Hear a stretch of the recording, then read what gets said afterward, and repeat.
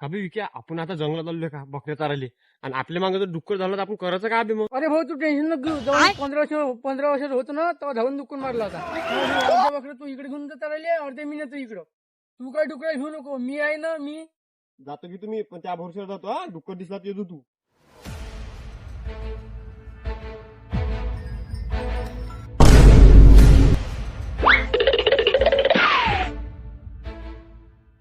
विक्या विक्या डुक्कर आहे तिथं. ए विक्या विक्या कुठे गेला? चिमटे तुला विक्या दिसला का व? ते पहा झाडावर बसून आहे. झाडावर तिथं बे खाली उतर खाली. बे तिथं टाकून गेला तू.